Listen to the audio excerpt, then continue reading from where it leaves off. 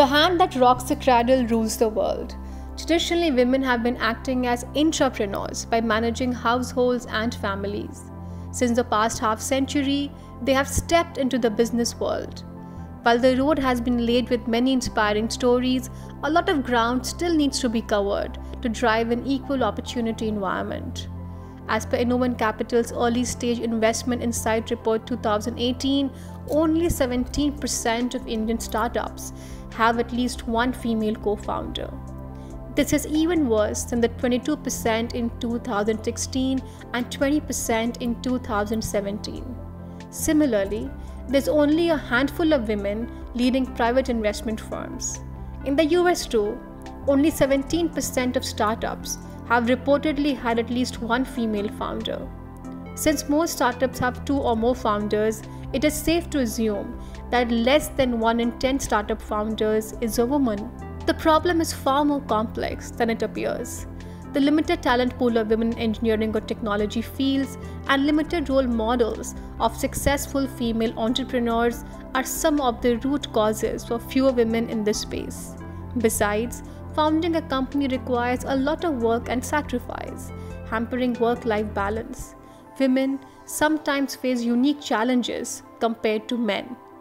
One might argue, if there is a fundamental need to have more women in the startup venture industry, well, there is a financial incentive to close the gender gap. Higher diversity yields higher returns. Startups with a female founder generated 78 cents of revenue for every $1 of funding, while male-founded startups generated 31 cents, according to a BCG study of 350 startups. According to the Harvard Business Review, clear biases exist when investing in startups where both male and female founders get asked different questions. Investors adopt what's called a promotion orientation when quizzing male entrepreneurs, which means they're focused on hopes, achievements, advancements, and ideals. Conversely, when questioning female entrepreneurs, they embraced a prevention orientation which is concerned with safety, responsibility, security, and vigilance. The question that we need to ask ourselves as we enter the new financial year is, will the portrait of a young founder as a man finally change? Will the startup investment ecosystem, which romanticizes the boys' club playbook of investing, be more inclusive? Such changes require reorientation from both startups and investors. As Indian startups mature and pursue global ambitions, the time has come to introspect on what kind of success they seek. One which is a one-trick pony remembered only for that big valuation, or becoming an institution embracing sustainability and diversity. In the latest dispatch of Mint Startup Diaries, I have a lighter chat with Divya Gokulnath, a teacher and a businesswoman. She is the co-founder of Decacon EdTech startup Byju's, the learning app. She is also married to the co-founder of Byju's, Baiju Ravindran. Divya just embraced motherhood for the second time, and we get on chatting about female entrepreneurship, motherhood, expansion, and more.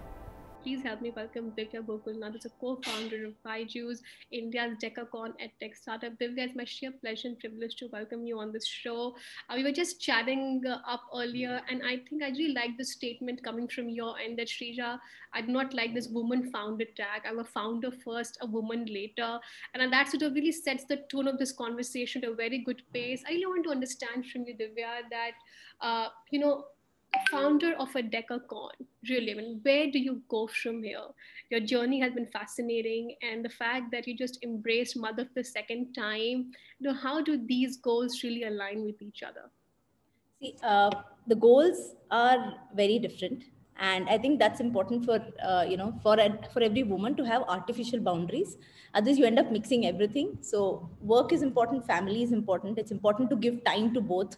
They're equally precious. You're raising 2 big things.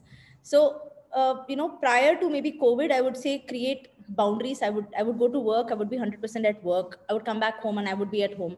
But right now, the past 1 year, I've really learned to create artificial boundaries for myself. So, because, women multitask really well. It's that same multitasking which can come back and hit you if you think about it, because you try to do 10 different things. Now, you do 10 different things, but if you try to do it at the same point of time, you end up giving 10% to each rather than trying to give, 100% to each thing at one point of time. And I think that's one thing we really have to work out for ourselves. And being a working mother, like any other working mother out there, I think if we braved the last 1 year, we'll brave anything, because it's really taught us how to juggle, right? It's really taught us how to juggle work, how to juggle home all the time with absolutely minimal help, because we aren't allowed to meet anybody. So it's been a testing ground. And I think on the other side, all of us have learned and grown to be stronger, better, and more entreprising professionals and at home. That's well said, Divya, that to create artificial boundaries necessary. And I think the pandemic has been more severe, if I may use the terminology, for women compared to men, right? Because women had, just by the virtue of what they are and who they have to multitask, as you put up. I want to understand from you, Divya, as a woman entrepreneur, who's part of the startup ecosystem, how do you think female entrepreneurs are really treated? I mean, this is according to the economic survey 0920. Only 43% of 27,084 recognized startups in India had a women director in January 2020. Of course, the diversity numbers are skewed, but on top of it, we don't really have so many women co-founders example to talk about too. So, what do you think is really lacking there? So I won't disagree that earlier there was a huge gap in gender neutrality at senior management levels across industries. However, things are steadily changing, with key stakeholders understanding the importance of diversity in the workplace, and especially with tech companies who have the ability to solve problems at scales. That's what we do as a tech company.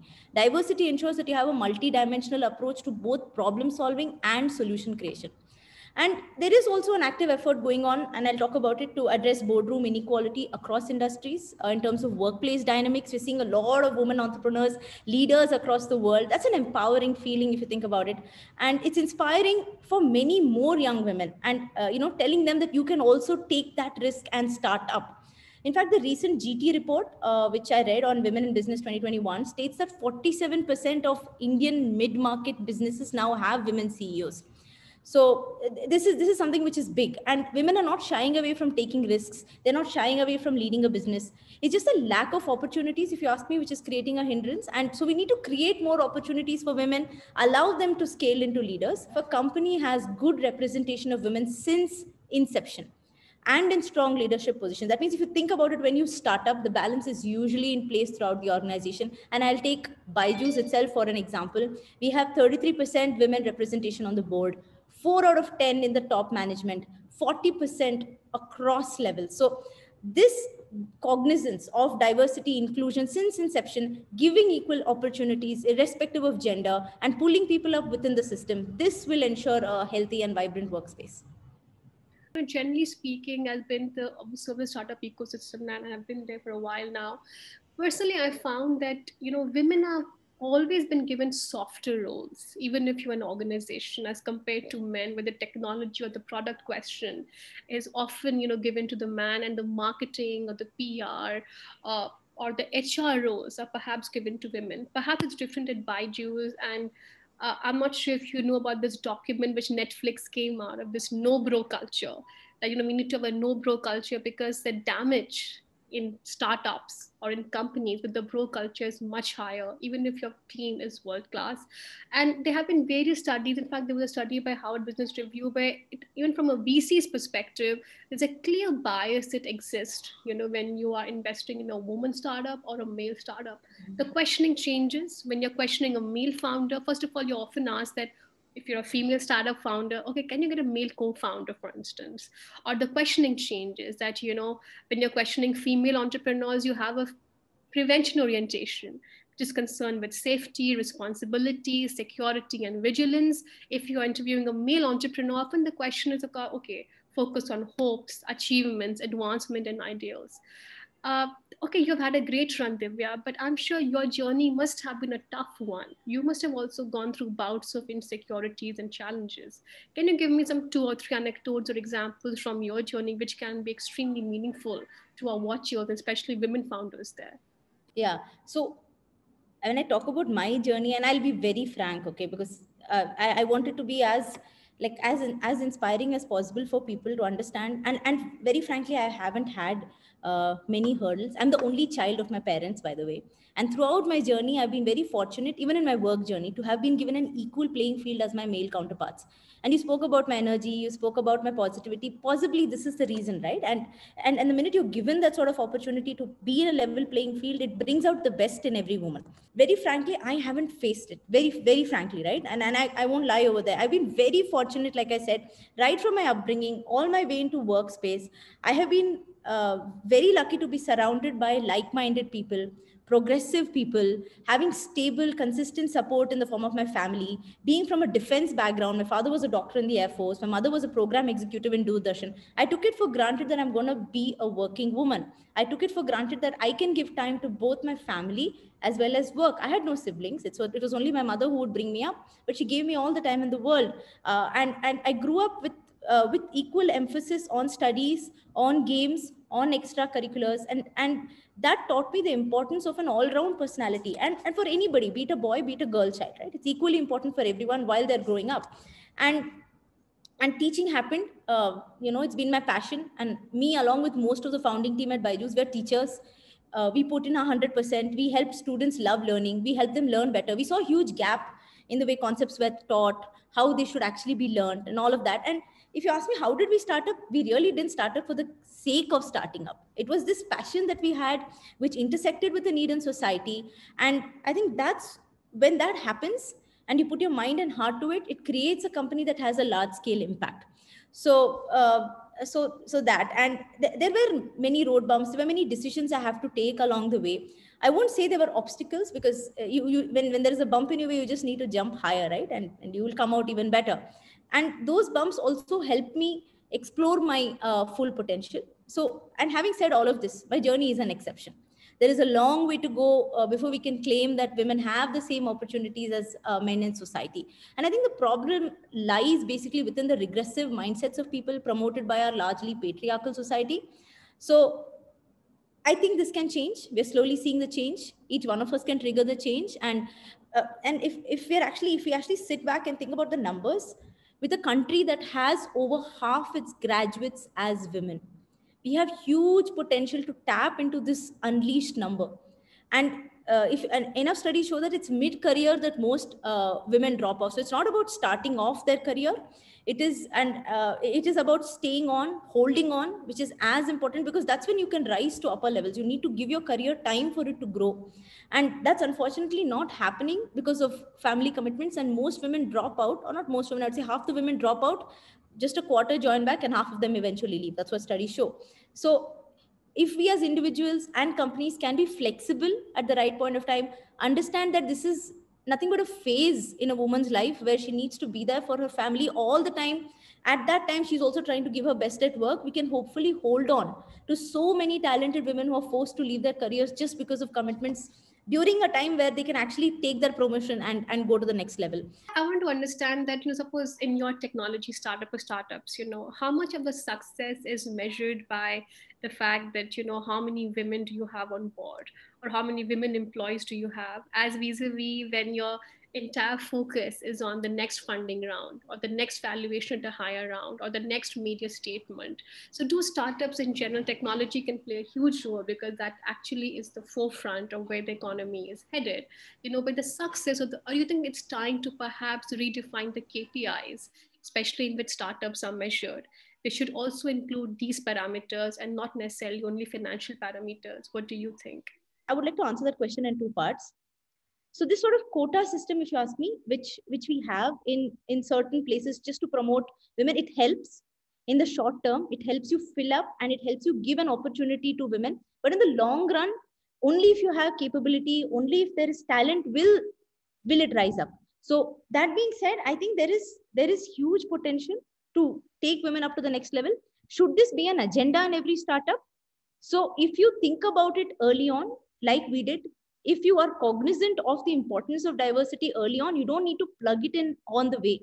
It gets taken care of, because women tend to surround themselves by more women. I've seen that happen multiple times. Our chief strategy officer is a woman, and she heads finance for us. So and she has many more women who help her. And even when you promote, rather than trying to look beyond, look within.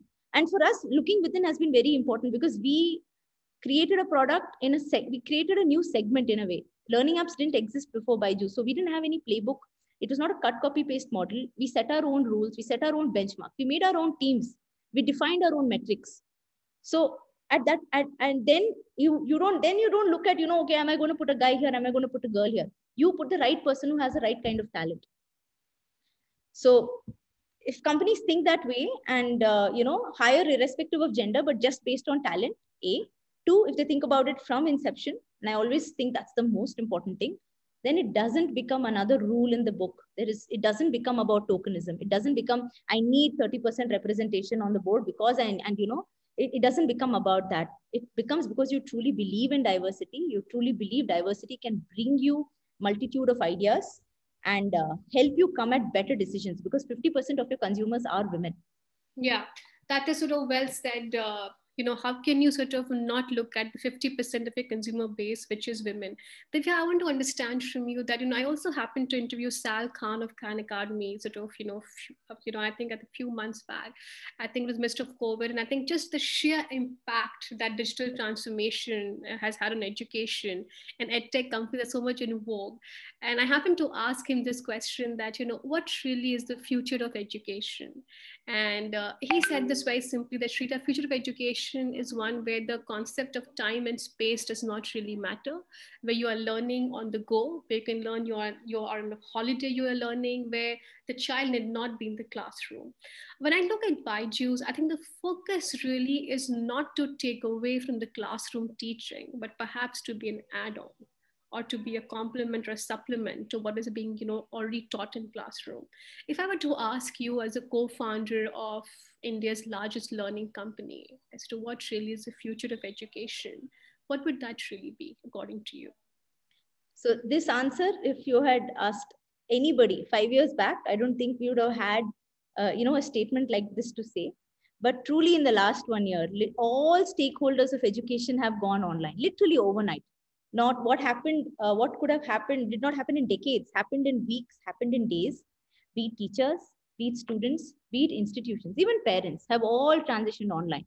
That being said, the last 1 year has really put the benefits of online learning in the forefront. Every student has a front row seat. And we've come to realize that a lot of subjects like math, like science, can actually be taught better online. But there are some subjects, very critical subjects, which teach you social skills.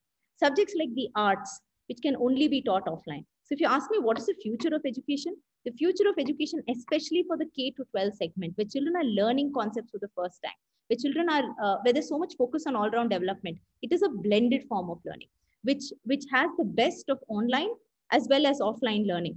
So because, especially in sports, where do you teach team skills, which is so important? Where do you teach people how to play together, work together, which eventually translates to working together? You need people on your side for these kind of social skills like empathy. So it has to be a blended form of learning. And like you rightly said, Byju's is for a child when they're learning on their own.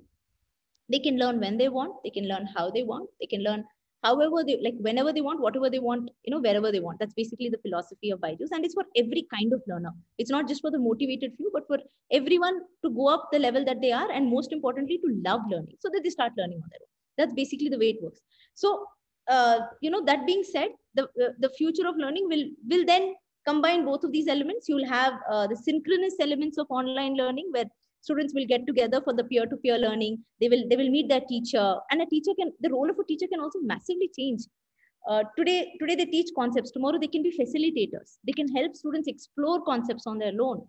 They can help them understand things by researching, by referencing, because there's so much available because of online learning today, and children have become so tech savvy. And they're so digitally enabled. If you look at the generation gaps, I think are getting shorter and shorter and shorter, right? Like previously, 20 years was one generation. Now, if you think about it, 10 years is 2-3 generations. There's a big difference between the way a 13-year-old uses digital devices compared to the way a 4-year-old uses digital devices. So So Divya, what are the kind of learnings that, as a company you've had in the pandemic, especially, which are the missing blocks, which you think you would like to plug as you go forward and expand the organization? Just given the sheer amount of people took onto online learning, right? The pandemic really accelerated the shift. And EdTech clearly is at an inflection point right now. So do you think what the kind of the gaps, if you will, were available, which you would look to plug as a co-founder as you build out the organization? So there is huge potential for edtech companies to create viable solutions for students, for teachers, for institutions. There's so much that can be done. But again, online learning, or tech-enabled learning is not just about digitizing offline content. It's about making it meaningful. It's about having the right mix of effective content, interesting visuals, interactive games, all of that, because that's when you can keep a child attentive to learn the concept thoroughly. Otherwise, if you just, because for now edtech is in the spotlight, and there can be a rush of people just starting up companies, but then the quality is the number one thing. And keeping all of this in mind, yes, edtech has been put in the spotlight. As unfortunate as the situation is, I think we are fortunate to be in a segment of positive relevance. And just in terms of numbers, if you look at it, we had 30 million students download the app in just 6 months during the pandemic. So that has been the kind of growth that we've seen. That's the kind of traction we have seen to online learning. We saw engagement rise to 100 minutes per session on the app. And the most important thing is we saw frequency go up. People were coming back to learn using the app almost every day. So we had opened up the app for free during the pandemic so that students could continue learning because schools were closed back then in March, April last year. So we opened up the app for free. Then we realized that students were missing out on the scheduled learning, which happens because their teachers, at that point in time, it had not yet happened. So we launched free live classes. I myself took classes. So my bedroom was converted into a little studio. Nothing very fancy, one Cintiq, one camera. And then we started teaching, classes at specific times of the day because students were missing that scheduled learning. So that happened. We fast-tracked product launches. We launched multiple subjects like social studies. We launched English. We launched many vernacular languages. We launched the app in multiple vernacular languages. So we did a lot of things. I think and I always joke and say something which we could have done, we did in 3-4 years. We probably did it in 3-4 months because that was the requirement at that point of time and people needed it. So what are your expansion plans? So where do you go from here? What are your growth plans? So I'll give you specifics here, like 3 or 4 key expansion plans. Yeah. So aspiration is to go global. Aspiration is also to go deeper in India.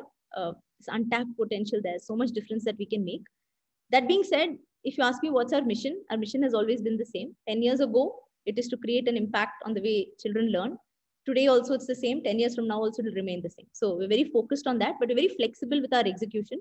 We would do multiple things and maybe use technology as a positive disruptor to disrupt ourselves and do things in a better way. So both of these, in fact, would be our expansion plans. We want to go to multiple geographies. We want to launch multiple subjects. Focus has always been on increasing the TAM by going across grades, by launching multiple more products, and also getting into more geographies. Divya, I also happen to, speak with a lot of other edtech founders. I want to understand one thing, and I've seen this play out in other spaces. This happened in e-commerce, this happened in fintech, and now we're seeing in edtech. So while there are multiple players, and often the capital itself can be the moat, it can be a strength, it can actually set you apart from other players. And if you are the most heavily funded startup, then it puts you and gives you the firepower to market yourself more, to expand, to acquire, to do so many other things. From a Byju's perspective, do you think that your capital is your biggest defensible moat? When I say moat, I essentially mean that the lines of defense that you draw, against each other, the competitive advantage. When you compare yourself to, say, a Vedantu or an academy, what is it to say that, Byju's will really emerge as a leader also 5 years from now? And what really, according to you, are the 2 or 3 competitive advantages as you build this out? I think the biggest strength is the value we give our students. And the biggest strength we have internally, and even more than capital, will be the strength of the founding team. And I don't say that enough, but very proud to say that the team that we started up with, everybody is here today.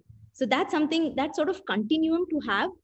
You can have a lot of capital, but if you do not have continuity in your mission, if you don't have the same kind of leadership driving the kind of values within the organization, things can really go upside down. So there are a lot of things which need to work. It's not just one thing. And speaking about capital, you can have a lot of capital, but if you do not value money, then that can also turn upside down. So for example, every ad we give, we calculate the ROI. So we're very, very, very particular. We're very number driven. We don't do things just for the sake of doing it. We don't spend for the sake of spending.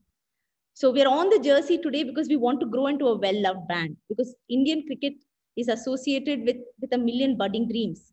To all the women watchers there, women who are trying to perhaps start up, or women who are just at the edge, thinking that, to continue in their job or to take the plunge, what would your advice be, especially to those women? So to those women, I would want to say, I'm assuming you are, between 25 and 35. My answer would actually depending on, because for a woman, unfortunately, it's like, different stages of her life, the challenges are so different. So if you're just entering your career, you and I have a lot in common. We both are independent people. We're standing on our own feet, and we're going to make a difference. And the next 2-3 years before you start a family is when you can give 100% to your career. So rise up as much as you can. And for those who are in their mid-career, those who are, looking to start up now, where you also have a family, and you're deciding, is this the right thing to do? I would say it's the toughest decision to make, but it's very important to hang on. It's not just about being an opening batsman. It's about staying in the game, because that's when you can really create an impact. Because right now, I know it's tough for you, but with the right kind of family support, and I always talk about it, without my family, I wouldn't be able to do what I do, be it my parents, be it my in-laws, be it my extended family. I live in a huge joint family, and that's been my biggest asset. I'm able to do all that I'm able to do today only because of them. So we women literally stand on the shoulders of people who sacrifice their time and their effort for us so that we can be on top. So find that network, find that support system for yourself, and you will find that the next few years will just pass. And then you can come back again with full zeal. And so to the final set of people who are women leaders, please inspire more. There are so few of us out there that we really need to be heard. We need to inspire young women that, look, women can reach on top of the ladder. And as women leaders, we need to look within rather than look beyond, and promote people within, bring them up and call them out, if you ask me. Thanks, Divya. It was a lovely conversation. Thank you so much. It's a sheer pleasure and privilege having you. Thank you so much.